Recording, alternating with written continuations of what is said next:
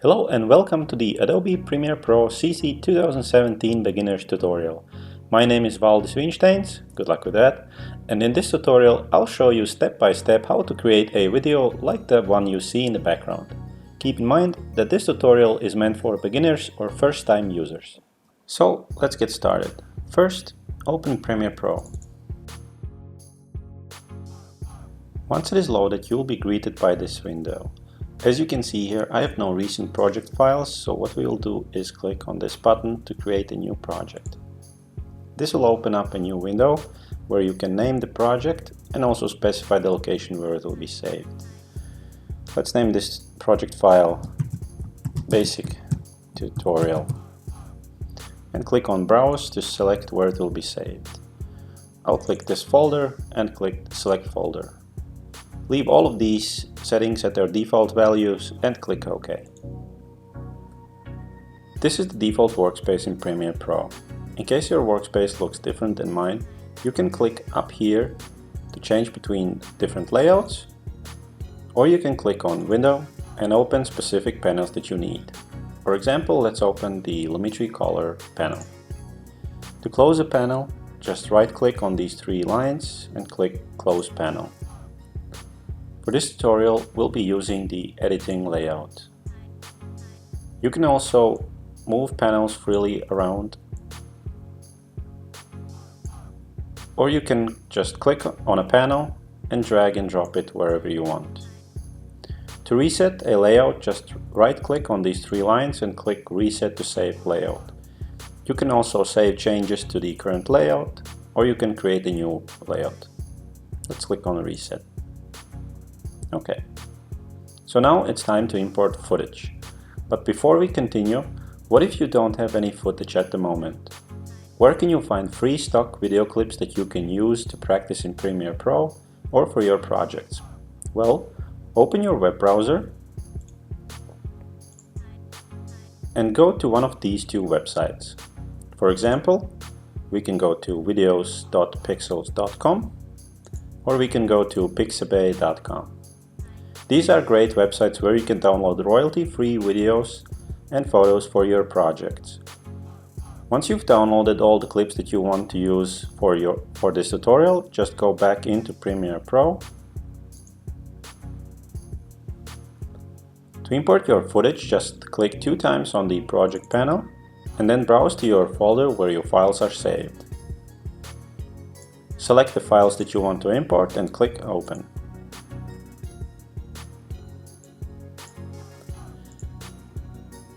A good practice is to keep your project file organized. So let's create a new bin by clicking on this button. Now let's rename the bin to Footage. Select all the clips and drag them into the bin. Double-click on the Footage bin and this will open up a window with all of your clips inside. A cool feature that Premiere has is you can mouse over a clip and it will show you what's inside the clip.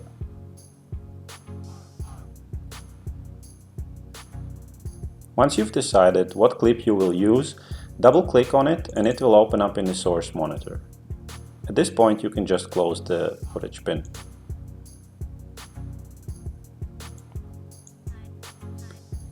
The first two hotkeys in Premiere that you need to know are spacebar and tilde key.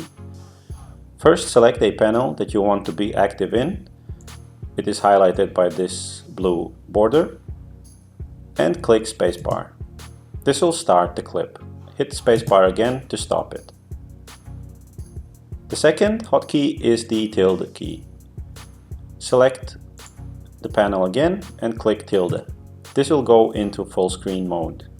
Hit tilde again to get out of full screen. Before we create our first sequence, let's go into the Metadata tab and check the settings of this clip. What we want to check is the frame rate and also the resolution of this clip. Because when you create a new sequence, Premiere will use these settings, so make sure that that's the frame rate you want to use for this project. The clip has a frame rate of 23.976, which is fine for our project. So let's get back into the source monitor and set our in and out points for the clip. But what are in and out points? Well, as you can see, this clip starts with a huge flare, and we really don't want to start our movie like this. So what we can do is move the time a little bit forward, right about here, and set our first in point. You can do this by clicking on this button right here or pressing the I key on your keyboard. This will set the in point. We can do the same thing for our out point by pressing the button right here or the O key on our keyboard. What this has done, it has made a selection of this clip that we will put in our timeline. To create the sequence, just click and drag the clip into our timeline. There are also a couple of other buttons right here to insert your clip into the timeline, and also these two buttons right here to drag and drop just the video or audio footage. For example, let's drag in only the video and see how that works. And we can also add in just the audio. To undo your last action, just press Ctrl Z or Command Z on a Mac. To delete the clip from the timeline, just select it and press Delete on your keyboard. Okay, notice how Premiere has created a new sequence file in our project panel. You can see that it is a sequence file by this little blue icon in the corner. Also, the sequence name, which you can see here and also here, it is exactly the same as the name of the clip we imported in our timeline. Now, one important thing to know is that Premiere will use this sequence name to export your finished movie. We can check this by selecting our sequence, going to File, Export, Media, or by pressing Ctrl M or Command M on a Mac. This will open up the export window, and here you can see the output name of the finished movie, which in fact is the same as our sequence name. So what I usually do is, once I create the sequence, I rename it to what my movie's name will be. Let's rename this to Basic Tutorial. Hit enter. After this is done, we'll add all of our other clips to the timeline, but I'll speed this part up because you already know how to do it.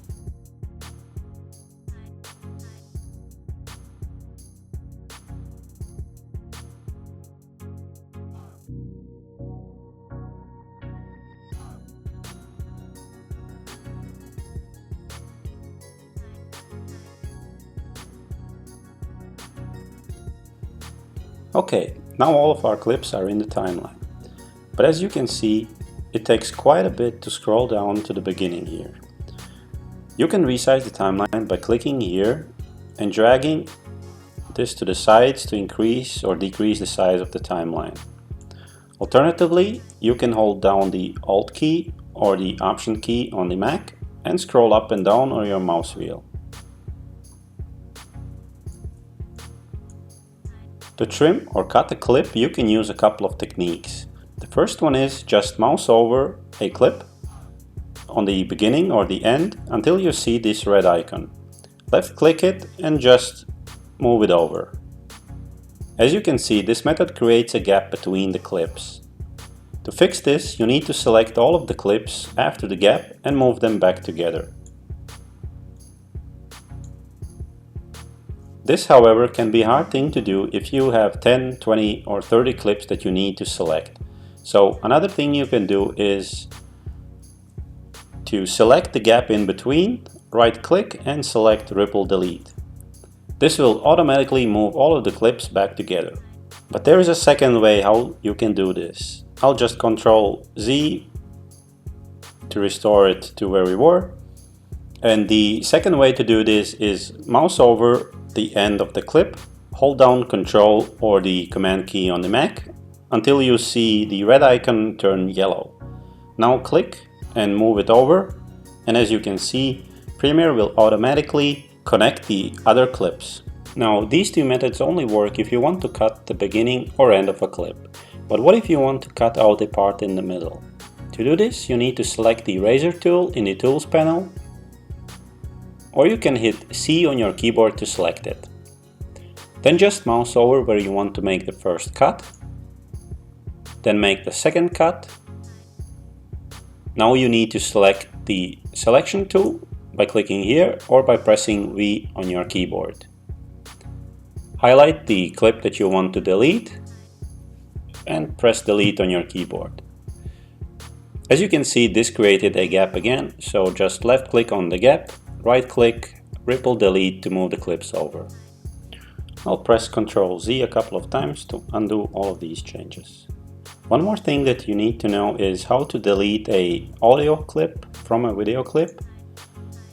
Because if you select it and hit delete, as you can see, it will just delete the whole thing. So what you want to do is first select the clip, right click, hit unlink, and now the audio clip is unlinked from the video clip, so you can delete it without a problem. Okay, now that we have trimmed and placed our clips, we can move on to create a title. To do this, just right click on the project panel, select new item and title. Or you can go to the title tab, select new title, default still. Here you can name the title, let's name it intro, and click OK. This will open the title editor window where you can select the type tool and simply click anywhere on the screen. Let's type Premiere Pro Tutorial.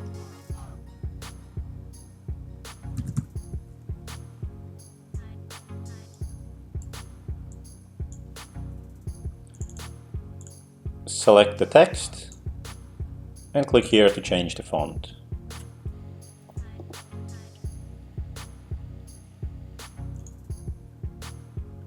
To change the size, click here and simply drag it to the side. Alternatively, you can just click on it and specify the value. To position your title, select the selection tool and simply move the title around. To center your title, you can click these icons right here. To change the color of the title, select the text and click on the color box here and click OK. Let's make the title white. At this point you don't have to save anything, just click on the close button and your title will appear in your project panel. In case it is not here, check your footage bin. Now let's make some room for the title. Select the title and simply drag it onto the timeline. As you can see, if we place the title on the main video track, the title will have a black background. And it essentially works like a still picture before our clips, and you can simply drag how long you want it to be seen. But if we move the title over to track 2 and above a clip, then you can see that the title is transparent. If you want to change the background color of the title, just double click on the title in the project panel, scroll down to the background tab, enable it, and click on the color box. Let's make it red. And close that window. Now as you can see, the title is red. But let's remove the red color. Okay, now let's go to the good part. It's time to add some transitions to our clips. There are a couple of ways we can do this. The most basic way is to move the time bar to where you want to place your transition and hit Ctrl D on your keyboard. This will add the default transition to your clip. Let's see how this transition looks. As you can see, it has a nice fade-in effect. The other way we can do this is go to the Effects panel. If you can't find the Effects panel, click on this little icon in the corner and select Effects. Alternatively, you can click on Window and enable Effects. All the transitions are in the Video Transition folder. Open that and go to Dissolve. As you can see, one of these transitions is highlighted with a blue border, which means that it is the default transition. To change your default transition, just right-click on the transition and set selected as default transition. To add a transition, just left-click on the transition and drop it over the clips. As you can see, you can add transitions not only in the beginning or end of a clip, but also in between them. What this will do, it will create a nice fade-in effect between the clips.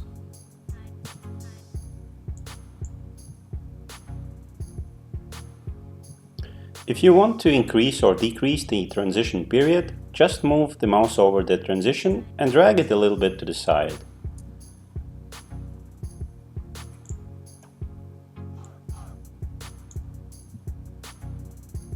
This will increase the transition period.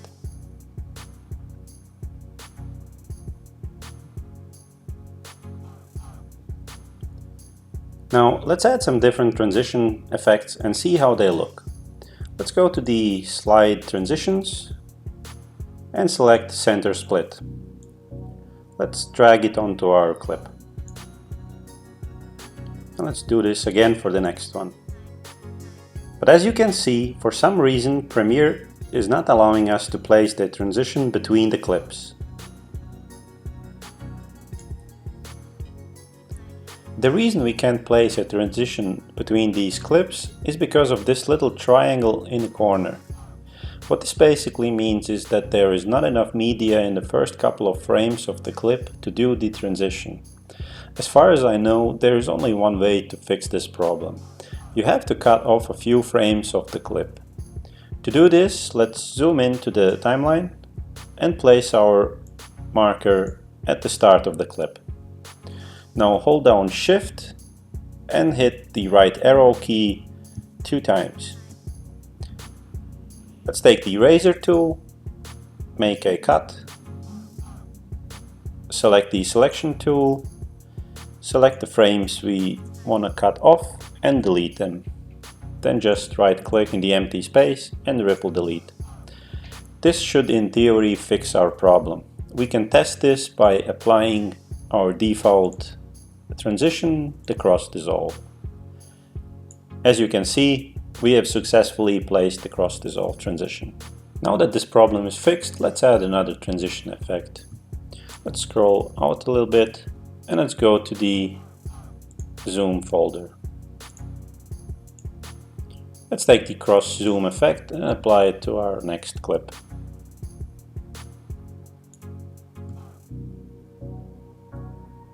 And the last transition we will use will be a wipe effect. So let's go to the wipe folder and let's take clock wipe and let's apply it to this spot. If you don't like a transition, for example, you can just select it and hit the delete key. Let's undo our last action. Okay, so now it's time to have a look at our transitions. I'll zoom out a little bit and let's have a preview.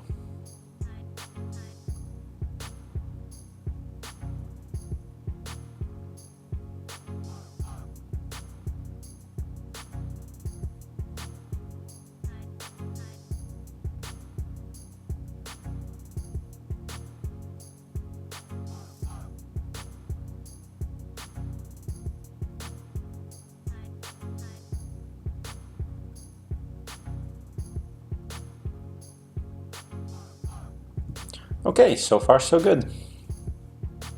Of course, this movie would feel much better if we added some music to it. but we'll get to that part later. First, let's adjust the scale of one of our clips.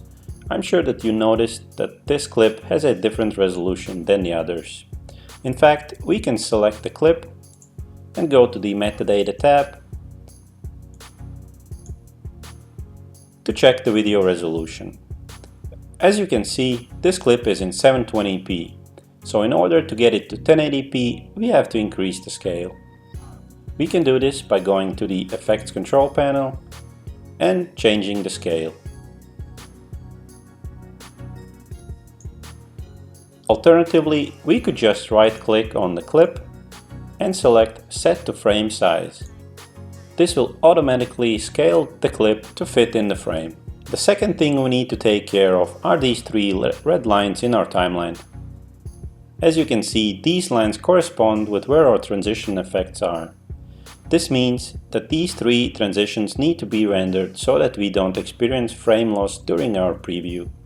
Now, this is not noticeable on these small transitions, but once you add more advanced effects, you'll have to render it, or else you will see very choppy footage.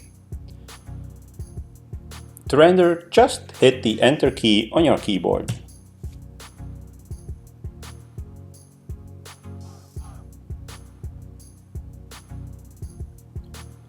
Now that this is out of the way, let's do some color correction.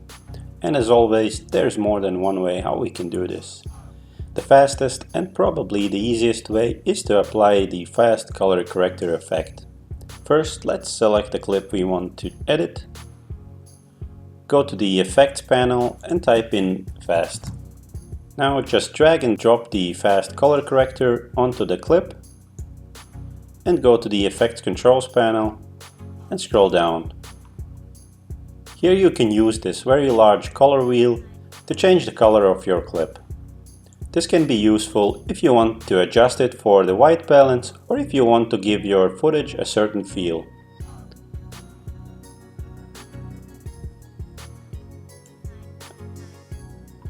Some other things that you can do here is change the brightness, saturation and contrast. Just play around with these sliders and see what effects you can get.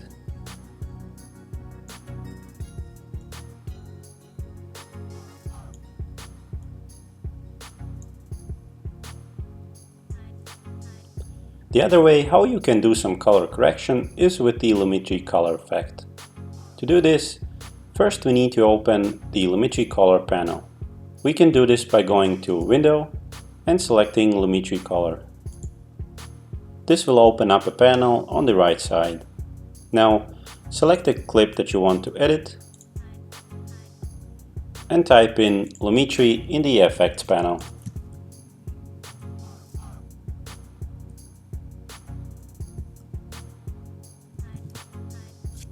Then just click and drag the effect onto the clip. The Lumetri color effect is more advanced than the fast color corrector. As you can see here, we have a couple of tabs with different color correction methods. We have the basic correction, where you can change your temperature, tint, exposure, contrast, highlights, shadows, whites and blacks, as well as your saturation. We also have the Creative tab, the curves, your color wheels, HSL secondary and the vignette. But in this tutorial we will only look at the Creative tab and what is called a LUT. A LUT, which means lookup table, is basically a color preset, and Premiere has many LUTs already built in. So let's have a look at what these LUTs can do for us. Click on this right arrow here to see what we can get. This window acts as a preview, so we can instantly see the result. If you like how your LUT looks, just left click on this preview window and it will apply the LUT to your footage. We can also reduce the intensity of any LUT by sliding this slider. And a neat little trick is, if you mess up the slider value and you don't remember what it was, just double click on it and it will reset to the default value. Okay, now the last thing we have to do before we can export our finished movie is to add some music. The process is the same as adding a video clip. All we have to do is to import our audio file and drag it onto the timeline. The only difference is that audio files have their own tracks, and you should always put your main audio file on the first track. You can then add additional sound effects to the other tracks. Now let's have a preview with the audio.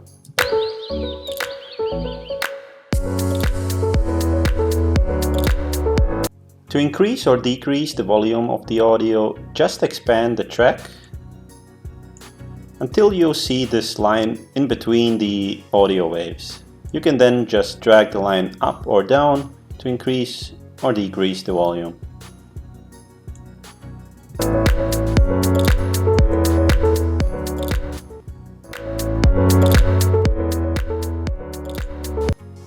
One little neat feature is to add keyframes to your audio. This way you can create a fade in or fade out effect. Let's go to the start of our clip. And as you can see, if the audio starts on max volume the same time the video starts, it's not so realistic. So what we will do is we will create 2 keyframes at the beginning and then fade the audio in.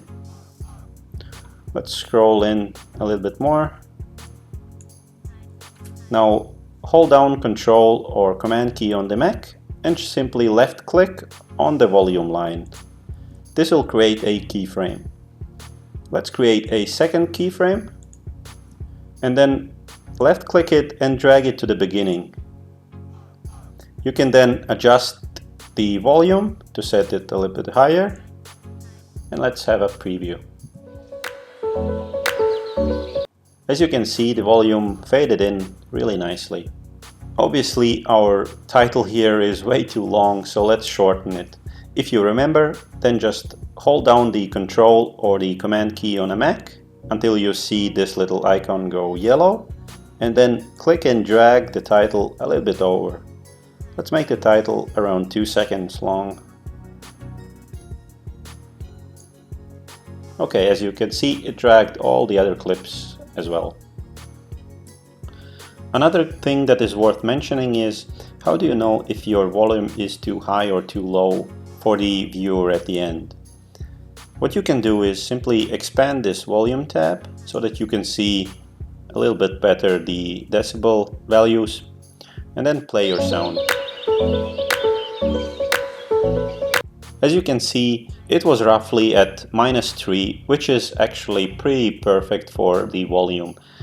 You should never exceed the -3 decibel line, or if your audio is too loud, then you will go into the red, and basically if a person watches your clip with headphones, you'll pretty much blow his ears away.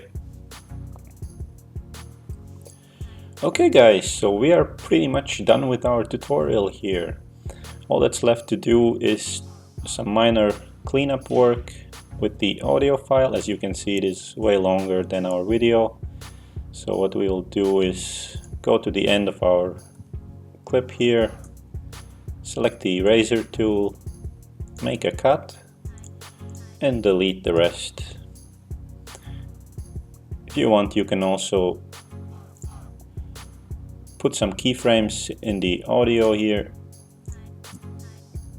to make it fade out, and we're done.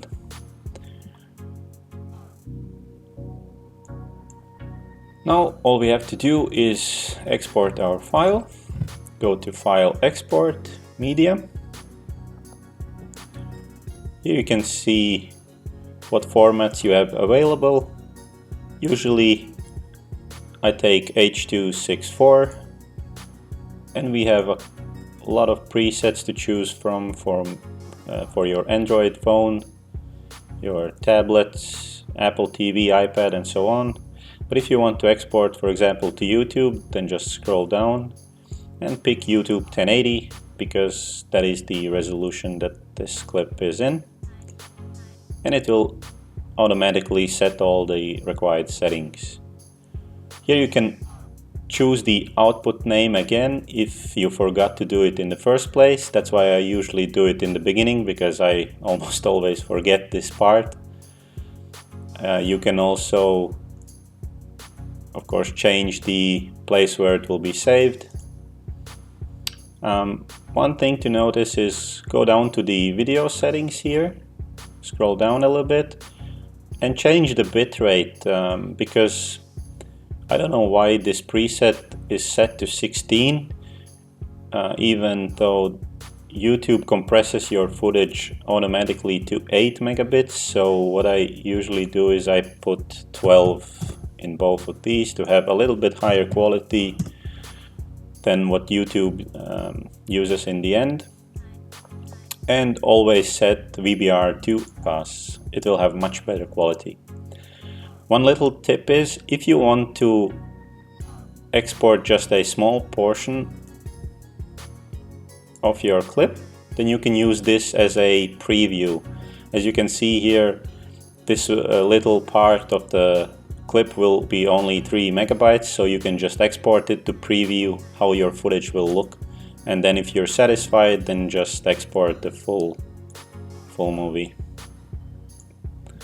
Also, always check use maximum render quality, and that's it. Click on export. Let's skip this boring part and let's watch the end result.